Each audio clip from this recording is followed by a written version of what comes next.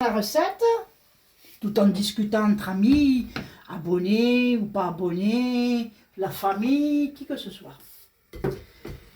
Alors, donc, je vais maintenant faire revenir mes carottes.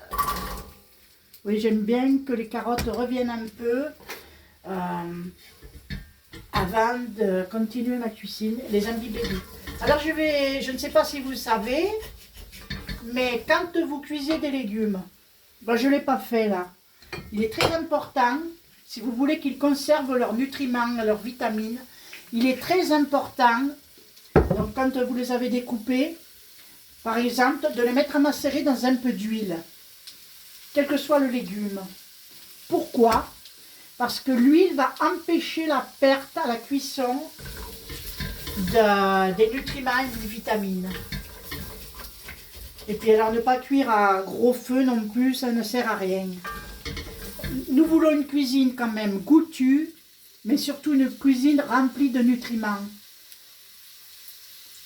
On n'est pas dans la malbouffe, on est dans la bouffe quand même, comment dirais-je, on est dans la nourriture qui aide l'organisme, tout en étant bonne et délicieuse.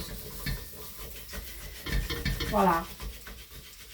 Ça, quand je vois ces barbecues qui font dehors, là, pour en revenir à tous ces nomades, pseudo-nomades, leurs grosses trucs là, qui datent de Mathusalem, je ne sais pas ce que c'est que ces trucs qu'ils mettent là de récupération, mais c'est nocif tout ça. Ce n'est pas que le barbecue qui est nocif en lui-même.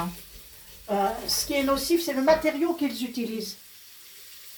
Quand je vois ces chaudrons et tout, là, puis qu'ils font cuire de la nourriture, le bois de palette, il est traité aussi. C'est pas sain, tout ça.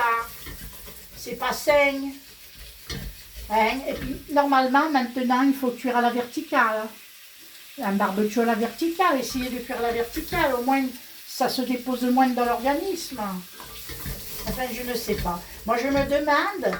Moi, je vois qu'il y a quand même pas mal de gens qui sont gravement malades, hein, avec ces abus-là.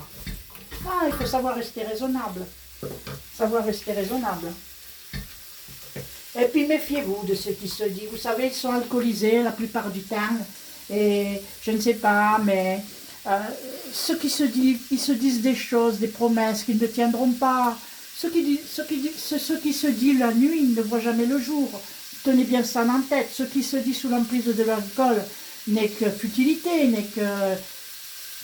Oui, c'est pas vrai, c'est des mirages. C'est pas la vraie vie, c'est pas la vraie vie. Moi, je vais vous dire, nous ne voyageons pas à plein temps. Nous partons au beau jour avec le fourgon.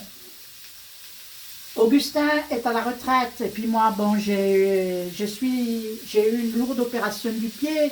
J'ai subi une greffe du pied. On ne m'a pas amputé, hein.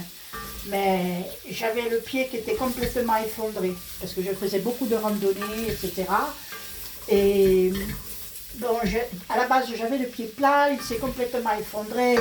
Et le docteur m'a dit, là, j'opère, hein. Moi, dans un mois, je vous opère. Hein. Et donc, j'ai eu plusieurs opérations du pied en même temps. Et j'ai eu une chance extraordinaire.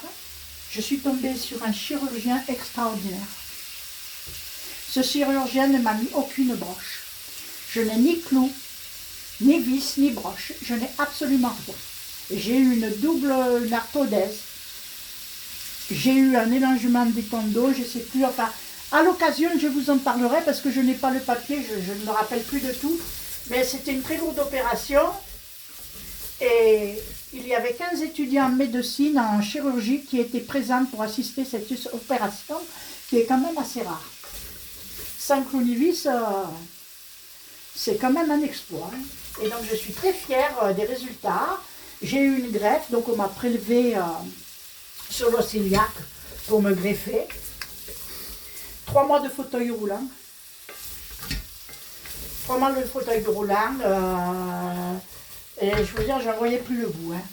Mais 3 mois de fauteuil roulant, c'est rien comparé à une vie de personnes qui sont en vie. Et ça m'a mis du plomb dans la tête. Pourquoi? Parce que je me mets maintenant à la place des gens qui sont en fauteuil. J'ai pu observer un peu la nature humaine et je comprends mieux. Je comprends mieux ceux qui sont en fauteuil. Voilà. Et bien c'est tout. Bon, je continue tranquillement le ragoût navarin, comme vous voulez, ragoût d'agneau, tout simple. Donc je vais faire revenir mes carottes. Une fois qu'elles seront bien revenues, je déglacerai. Où est mon vin blanc? Si Augustin ne l'a pas bu. Je vais mettre un peu de vin blanc après pour déclasser ça. Parce que ça donne un goût. Tu savez, le vin blanc dans la cuisine, c'est bien. Ça donne un bon goût. Voilà, bon, c'est un petit vin, un petit Bordeaux sans prétention, hein.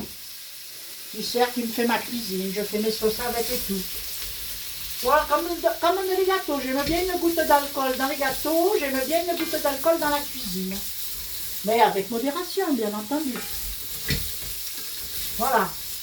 Et si je devais emporter un vin sur une île déserte, ça serait une bouteille de Saint-Joseph. Car j'adore le Saint-Joseph, hein, notez-le. Allez, ben écoutez, moi je termine tranquillement mon ragoût. Pour ceux qui veulent la recette, vous pouvez la demander, hein, c'est pas un problème. Et je vous montrerai comment faire un vrai couscous façon kabyle. Je suis d'origine kabyle de par mon papa et de par ma maman. Mais ma maman, elle est née en France, mais je suis d'origine kabyle. Voilà, c'est une longue histoire. Je vous raconterai un peu mon parcours. Voilà.